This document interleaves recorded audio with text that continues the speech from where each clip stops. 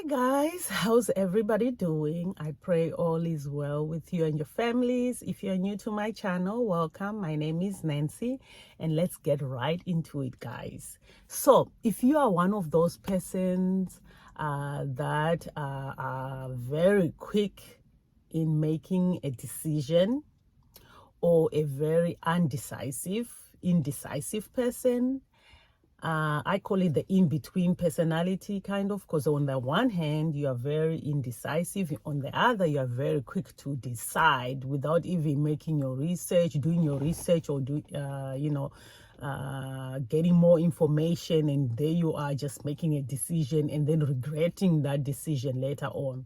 Then I am going to be talking to you. I'm sharing my story because that was me. I was in that same boat for a very, very long time.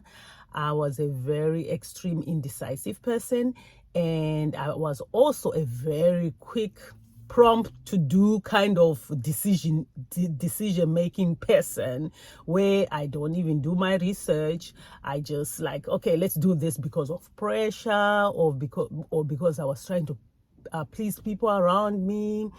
I was just scared of rejection, because this rejection thing, it was an issue. So I would think, let me just agree with whatever, then regret it later on. So if you can relate to this one, then, you might want to stick around. You might learn one or two things from my story. So yeah, guys, this extreme indecisiveness, I saw it play a major role in my career. I mean, I was extremely undecisive on this career path.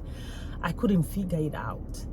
And I'm thinking maybe also this identity crisis that I had a role to play in this indecisiveness, because I couldn't figure it out. I just didn't know exactly what I wanted to do, what career path to take, what degree to do in school. If I tell you how many times when I was doing my degree, how many times I changed that degree with those counselors, it was that extreme.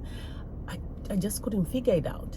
And also, even in the small little stuff, like, where do you want to go and eat? Do you want to eat at this restaurant or this restaurant? Well, I don't know. Okay, do you want fish or chicken? Well, I don't know. Okay, so what do you want? Well, I don't know. And I really didn't know.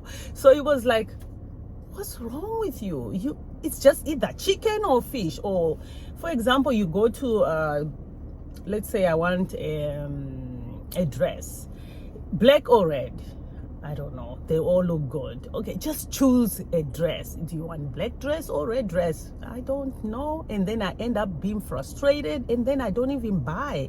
And maybe my husband want to buy something for me, or perfume, for example. Do you want this perfume or this perfume? Both they smell good. I just don't know. Just choose one. I can't choose one. I can't. Do you want both? No. Then I get up very frustrated. So it was a big problem, and I couldn't figure out why I couldn't decide. I just couldn't decide. And if I was pressured, then I just give up, and I wouldn't even go with either. I wouldn't go and eat in that restaurant, or I wouldn't want the food no more, or I wouldn't want the dress, or whatever it was. So it sounds minor, because it can be a minor thing to everybody else, but to me it was major, because it was a problem.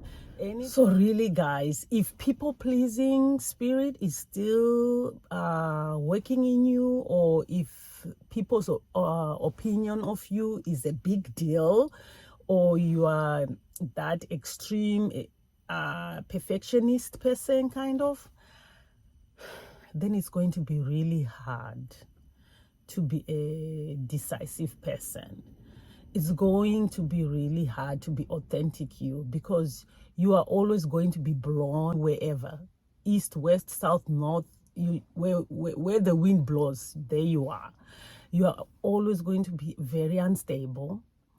You always wear a mask, because it's going to be hard to be you. So there was this indecisive nature in me, and then there was this quick decisive nature in me where I don't even do my research. I don't do my homework. I don't try to think about the information so I can decide. I feel so pressured, and the pressure will be within, coming from my own issues within, because I'm thinking, okay, if I don't say yes to this situation, let's say they are selling, let's say, makeup. Let's say for makeup, for example, they do makeup on you for free, and they say, "Oh yeah, this look good. Buy this and that." And you know what? You don't want to buy this, but because you are feeling bad, you be like, "Okay, let me just buy it because I don't want them to think they didn't do a good job, or maybe they did a bad job, but yet you are this." People pleasing person, you don't want them to feel bad, so you end up buying what you don't want. You end up saying yes when you are supposed to say no, or you say no where you are supposed to say yes. That saying that says, let your yes be yes and your no be no, that did not work in my life at that time. That was a foreign language to me. I was yes to no's. No's were yeses, because I was just trying to figure out, you know what, I don't want to be rejected in this situation. I don't want to create, I don't want to make people feel uncomfortable, or I don't want people not to like me. It was always about people. And I failed to go deep inside to see, okay, why can't you just say, you know what, I'm going to think about it and get back to you? I couldn't say that because I would think, oh, if I say that, then they won't like me or whatever it is. So you find out that the two scenarios, you are just going to end up hurting your own self.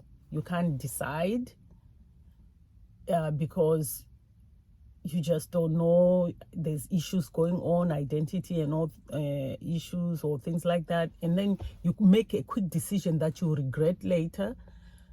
You just made decision just to please people, and then you regret it later and create more issues for yourself. That quick decision making issue that I had, I found out that it was really caused by my impatience or my people pleasing spirit or frustration, me not wanting to hurt people, or whatever the issues were.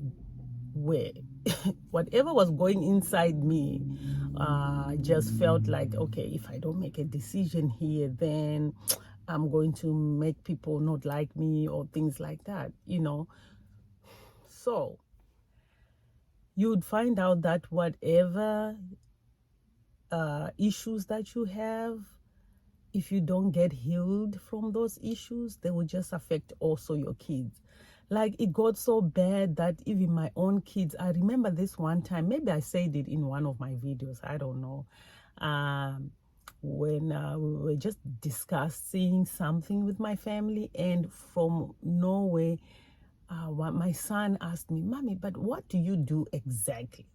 What do you do exactly? What do you want to do in life? Because one minute you working as in customer service, one minute you want to be a police officer, you enroll, and then you say, oh no, that's not me. One minute you are a teacher, one minute you are in nursing program, you want to be a nurse, one minute you want to be you are a cosmetology, one minute you are a businesswoman, and this and this. What do you do exactly? What is your career like? What do you like? You know, when your kids ask that question, it kind of like hit the it touches that spot. I found out that I didn't even have an answer to what my family was asking me. Who are you? What do you like to do? I don't know. I've searched the east, the west, the north, the south. I couldn't find what I wanted to do. I did what I thought was going to look good, but that wasn't me. And then I wanted to fit in. I would do jobs that I didn't like. Guys, my point is, it's a struggle when you have this in-between personality where you can't decide, and you when you decide, you are deciding on the wrong things. So really, at the end of the day, you just have to go to the maker, because for me, it took me a while to figure it out. I didn't even figure it out. It was just God's grace, because I couldn't figure it out. How can you answer people when you don't even have the answer yourself? They wanted an answer and I didn't even have the answer.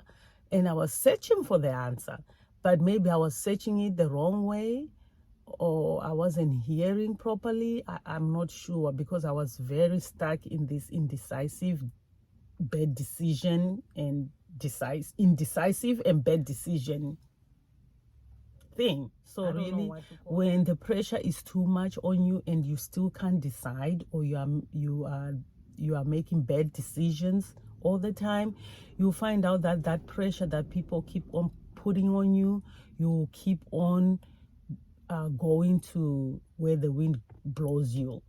You end up at the place where you don't want to be. You end up doing things that you don't want to do. You end up having a career that you don't even like. You end up just empty. You do everything else. People would look at you and you're like, oh, you have this, you have that, you have this, but inside you're empty, because you're trying to please everybody else. You're worried about people's opinions, and whatever fear that is in you that is driving the whole thing. You end up just empty, because even not making any decision will reach you to an emptiness. You have already made a decision on your part, and you just remain empty until you find what you are looking for. But for you to find that thing that you're looking for, you just have to go to God. That's what I did. I just was so empty, like I couldn't figure this one out. But no, books did not do it for me. Deliverance did not do it for me. I just couldn't figure it out until I went direct to God and asked, okay, God, I am tired. I am tired. I know there's something you put in me. What is it? I am tired of going in circles. I am tired of looking for something I can't find. I don't even know what I'm looking for, Lord. What exactly am I supposed to be doing here on earth?